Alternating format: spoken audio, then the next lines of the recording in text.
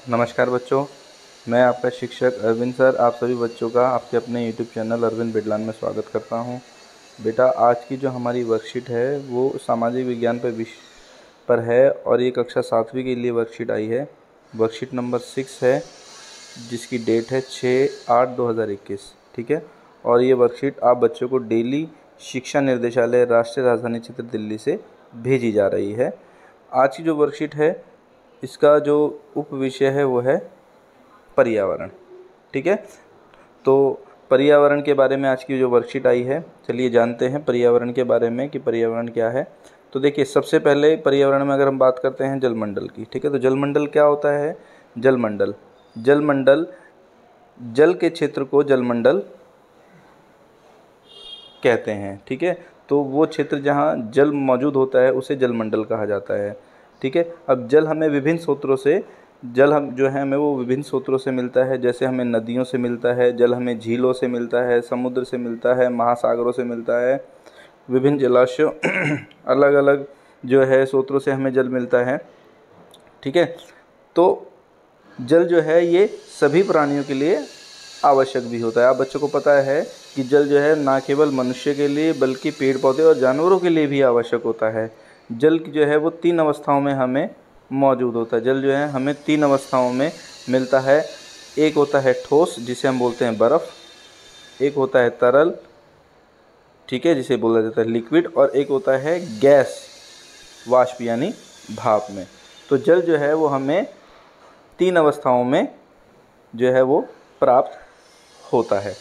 ठीक है बच्चों, नेक्स्ट आगे क्या कहता है, यहाँ देखिए बोला जा रहा है आपने पानी को कहाँ और किस रूप में देखा, इसके बारे में लिखिए। तो आपने पानी को कहाँ और किस रूप में देखा, यहाँ पर आप बच्चों को खुद लिखना है इसका आंसर। ठीक है बच्चों, आगे क्या कहते हैं, क्या आपको लगता है कि पानी सभी जीवों के लिए आवश्यक है? कारण बताइए। इसका आंसर भी आप बच्चों को खुद ही लिखना है कि पानी जो है अगर सभी जीवों के लिए आवश्यक है तो क्यों है। ठीक है बच्चों, नेक्स्ट आते हैं वायुमंडल पे। तो वायुमंडल क्या है? देखिए, वायुमंडल के बारे में क्या कहा जाता है, पृथ्वी के चारों ओर फैली वायु की पतली परत को क्या बोला जाता है? वायुमंडल कहा जाता है। तो वायुमंडल क्या है? पृथ्वी के चारों ओर फैली वायु की पतली परत को वायुमंडल कहा जाता है। ठीक है, तो पृथ्वी का जो गुरुत्वाकर्षण बल होता है, ये गुरुत्वाकर्षण बल वायुमंडल को थामे रखता है।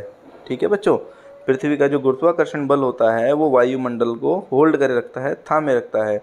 और वायुमंडल की सबसे खासियत बात ये होती है कि जो सूर्य की जो झुलसने वाली गर्मी होती है, जो हानिकारक जो सूर्य की रोशनी होती है, वायुमंडल हमारी इनसे रक्षा भी करता है। ठीक है बच्चों, तो वायुमंडल जो है वो हमारे लिए बहुत फ़ायदेमंद है।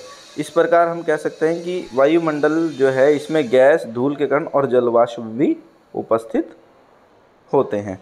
ठीक है बच्चों, देखिए कुछ नीचे लिखा हुआ है, चलिए कोशिश करते हैं जानने की क्या इसमें बताई गई है। वायुमंडल में हम अलग अलग घटनाओं को जो है वो देख सकते हैं। कौन कौन सी घटना हमारे वायुमंडल में होती है? जैसे हवाई जहाज़ का उड़ना, ये हमारे वायुमंडल में होता है। पक्षियों का उड़ना, ये हमारे वायुमंडल में है। तारों का टिमटिमाना, ये हमारे वायुमंडल में है। वायुमंडल में होने वाली ऐसी घटनाओं की सूची बनाइए और वायुमंडल के महत्व का वर्णन कीजिए। तो आप बच्चों को इन सभी घटनाओं को, मतलब जो ये हवाई जहाज़ का उड़ना है, पक्षियों का उड़ना है, तारों का टिमटिमाना है, बिजली का गरजना है, बारिश का होना है, ये सब क्या है? ये सब घटनाएं हमारे वायुमंडल में होती है। तो इनकी आपको एक सूची बनानी है और वायुमंडल के महत्व के बारे में बताना है। ठीक है बच्चों, नेक्स्ट आगे क्या कहते हैं, आओ जाने। ठीक है, वायुमंडल में है क्या है? वायुमंडल में जो गैसों का मिश्रण होता है। तो वायुमंडल में जो सबसे ज़्यादा गैस पाई जाती है वो पाई जाती है नाइट्रोजन, जो कि 78% होती है, और उसके बाद 28% वायुमंडल में पाई जाती है ऑक्सीजन। ठीक है, इसके अलावा वायुमंडल में जो अन्य गैसें भी होती हैं, जैसे अन्य छोटी गैसें भी होती हैं, जैसे कार्बन डाइऑक्साइड, नियॉन और हाइड्रोजन।